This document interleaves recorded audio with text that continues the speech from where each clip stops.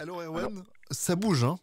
ça bouge en annonçant au lendemain et unilatéralement des taxes sur l'acier et l'aluminium importés aux États-Unis. Donald Trump, le président américain, vient d'offrir aux 500 millions d'Européens une illustration concrète de l'utilité de l'Europe. Car c'est dans ces moments particuliers de crise et de surprise que l'Europe est testée sur sa plus-value, sur sa raison d'être, sur son utilité. Dans ces temps de crise commerciale, dans de tels cas, la question qui se pose à nous est simple et particulièrement concrète. Vaut-il mieux être seul, comme la Suisse et bientôt le Royaume-Uni, ou vaut-il mieux être dans une alliance d'États, comme au sein de l'Union européenne? Je plaide, vous vous en douterez, pour l'utilité de l'Europe et la deuxième option, et je vais tenter d'en faire la démonstration. Alors revenons donc sur ce cas pratique du conflit commercial ouvert par Donald Trump. Erwan, est-ce que vous pouvez juste nous réexpliquer ce qui s'est passé? Oui, cerné par les affaires, en mauvaise posture à l'approche des élections de mi-mandat de novembre 2018, où les républicains pourraient perdre le Congrès, le président des États-Unis annonça le jeudi 1er mars l'introduction, pour une période illimitée, de taxes douanières pour les importations d'acier et d'aluminium vers les États-Unis. J'aime le chaos, a-t-il plaisanté, après avoir tweeté: les guerres mondiales sont bonnes et faciles à gagner.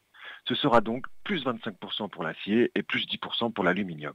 Dans le viseur de Donald Trump, l'Union européenne, le Canada, le Mexique, la Chine, les fabricants de voitures allemands et, pour tout dire, l'ensemble des acteurs commerciaux que compte la planète. Durant le week-end, la mesure était censée ne souffrir d'aucune exception.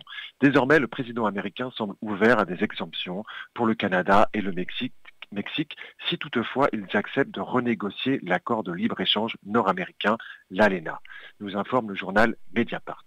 Les partenaires commerciaux des États-Unis sont donc contraints de prendre acte de la décision américaine.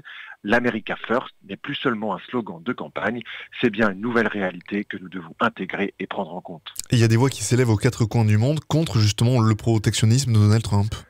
Oui, effectivement, beaucoup font les gros yeux. Le Fonds monétaire international s'est inquiété pour la croissance mondiale. Le directeur général de l'Organisation mondiale du commerce, l'OMC, Roberto Azevedo, a dit qu'il n'était pas possible d'ignorer le risque d'une détérioration du commerce mondial.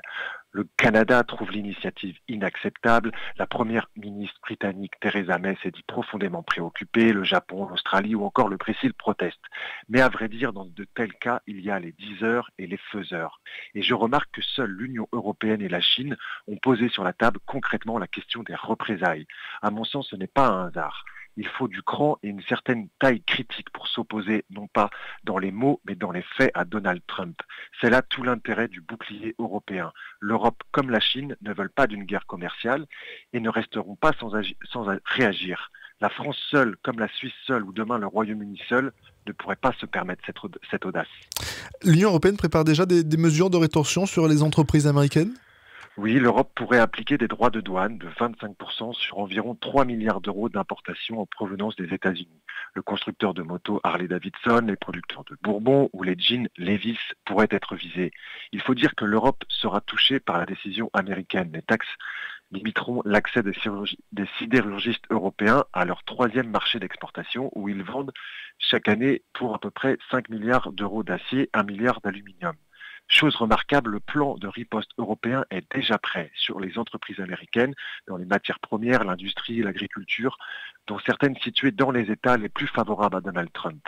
Dans ce monde des géants, dans lequel les USA, la Chine, la Russie ou le Brésil font la pluie et le beau temps, multiplient les mesures protectionnistes, seuls les rapports de force façonnent les relations commerciales et mieux vaut pouvoir compter sur la force du nombre.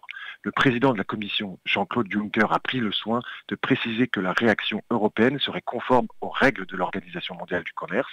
Elle compenserait en valeur les pertes potentielles pour l'industrie européenne. Un juste retour des choses en quelque sorte. Et un message pour préciser à nos amis américains que non, l'Europe ne se laissera pas marcher dessus en tendant aimablement l'autre joue. En 2017, les Américains à eux seuls comptaient pour 20% de nouvelles mesures protectionnistes. C'est leur droit le plus élémentaire.